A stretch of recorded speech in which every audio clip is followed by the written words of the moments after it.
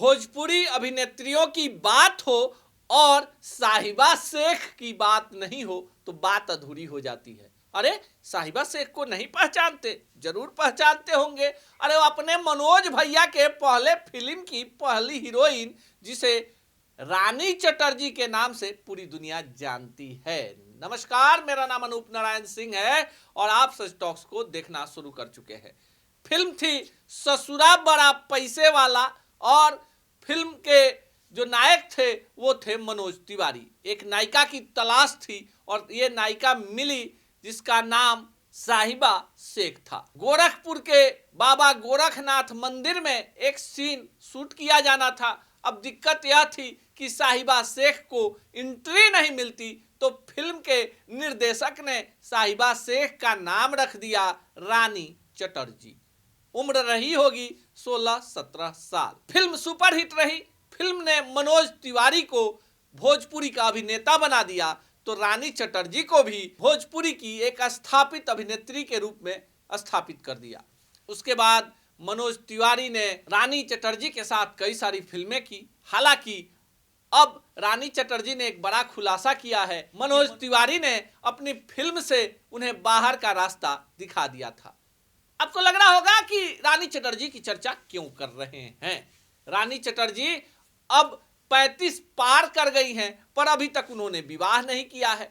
रानी चटर्जी इसलिए चर्चा में है कि उम्र के इस पायदान पर वही ताजगी, वही मदमस्त अदाएं, वही छरहरी काया और अपने ऊपर इतना ज्यादा वर्कआउट करती हैं कि भोजपुरी की नई नई कमसिन अदाकाराएं भी रानी चटर्जी के सामने पानी भरते नजर आती हैं।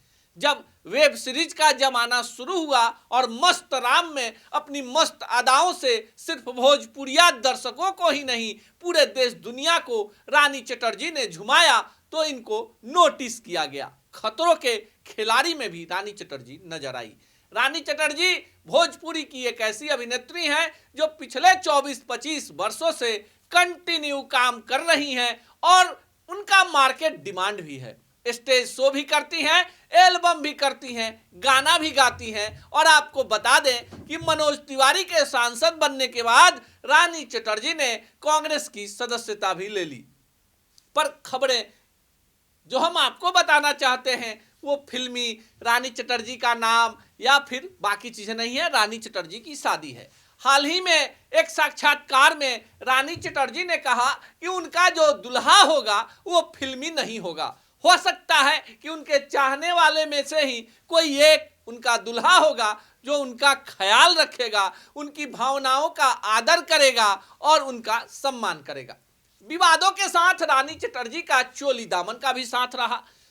रानी चटर्जी खेसारी लाल यादव के साथ एक फिल्म कर रही थी और जमकर विवाद हो गया। हालांकि खेसारी ने इंटरव्यू में रानी चटर्जी को लेकर बहुत कुछ कहा, स्टेज पर कहा, और अब रानी कह रही हैं कि हमारे जीजा जी से बात होती थी और खेसारी को व्यक्तिगत चीजें स्टेज पर नहीं करना चाहिए। पावर स्टार पवन सिंह के साथ भी रानी चटर्जी की जोड़ी जमते जमते रह गई, क्योंकि पवन सिंह ने आरोप लगाया, पवन सिंह के लोगों ने आरोप लगाया कि रानी चटर्जी जादू टोना करवा रही हैं। यह दौर था जिस समय अक्षरा सिंह की भोजपुरी फिल्मों में जोरदार एंट्री हुई थी और रानी चटर्जी के चलते अक्षरा को काम नहीं मिल रहा था। पर इसी विवाद ने अक्षरा को पवन कैंप में एंट्री करा दी और रानी चटर्जी की छुट्टी हो गई।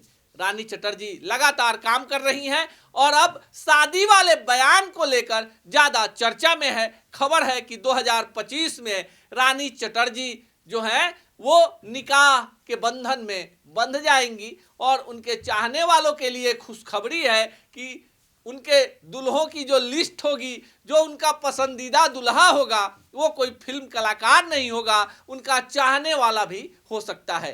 तो अगर आपको भी है रानी चटर्जी से प्यार तो आप भी मारिए ट्राई, कहीं खुल जाए आपके किस्मत का ताला और सेहरा आप ही के सर सज जाए।